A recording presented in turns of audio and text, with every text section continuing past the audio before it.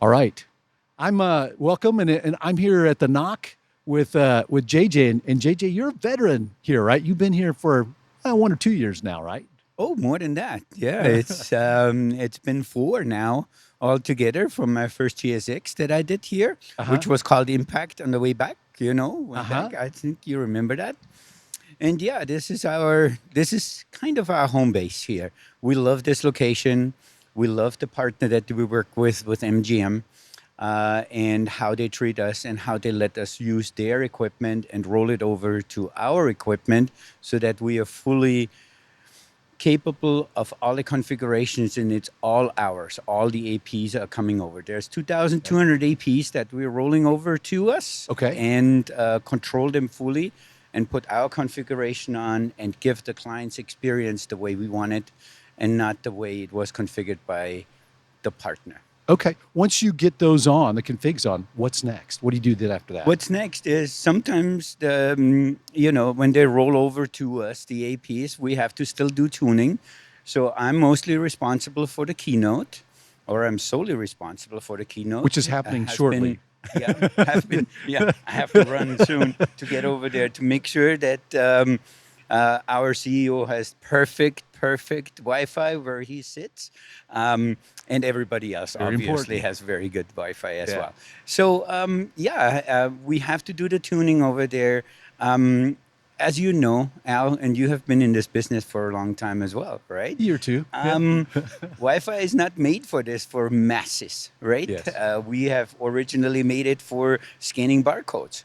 Remember that Uh way huh. back? Uh huh. So we do have to do tricks to contain our Wi-Fi. Okay. And containing our Wi-Fi, to get serious about it, is very, very hard in a stadium where the antenna is about 70 feet up in the air. But we have a wonderful antenna, the 9104. Absolutely love it. Very flexible, electronically steerable antenna, which our following antenna is the 9179F. Okay. But we still have to work with the custom equipment that is Uh there. huh. Uh huh. And we have to tune it to make a box, basically on the ground, a box that is 100 people. So Okay. that AP should handle 100 people and not more. Right. And so physically constraining um, that beam so that we only hit 100 people is very hard to do. And as you know, RxSOP tuning, so that's a receive packet restriction kind of thing that we are doing, which means we are putting blinders on for clients that are far away, however we want them to be far away. So Yeah. if you're far away at -70 or at -75, I'm not listening to you when you're talking to me. So basically, we have, I would say, selective hearing Yeah. on our Okay. AP, Yeah. which my wife always told me I have Yeah. selective hearing. Takes one So to know one. yeah, so and we were doing this. It takes me about 4 days to tune Okay. the the arena perfectly. Oh, nice. Yeah. Well, so you said you've been doing this 4 years. Yes. What would you say is your most memorable experience here? First of all, the team that I'm working with here is fantastic. The NOC Okay. team, it's like family. When you come back here, it really is Yeah. like family. Mostly coming back the same people. Most memorable is definitely hunting down the bad actors that are always popping up. So we have these APs with the big ears that are up in the ceiling. And if you have an AP that is a general home router, right? Yep. And you turn it on at full power at 80 megahertz channels, you will destroy some of our fine-tuned network that we have, Right. right? Here as well in the WAS as over in the stadium. It's a more critical in the stadium because that stadium is like a chamber for all wireless. It Right. will keep it all in, right? Yeah. So yeah, I had some sound guys have a very high-powered antenna, and I could never find it because it was absolutely everywhere. I could not directional find it. Usually, I can find them, Yeah. right? And so finally, I think I thought I found it. I asked the person if he has one. He said no. The next day I went back to that same area, and he was on his intercom with the person that does the tuning on the iPad down there, Uh-huh. and he looked at me, and I saw the look on his face, and then he turned around, and said, "They found us." So, so That's awesome. yeah, They found us. yeah. So, so this year, anything new this year? Anything we're doing differently? Anything new? So we have a lot of Splunk dashboards this year that Okay. are presenting what we have done in the past with Grafana and with our own dashboards. So Yep. they are all in Splunk. Uh, there's there is definitely the wayfinding is much more precise with the BLE that we are doing this year. We do have Wi-Fi 7 APs in the Four Seasons. We're doing some Wi-Fi 7 over there.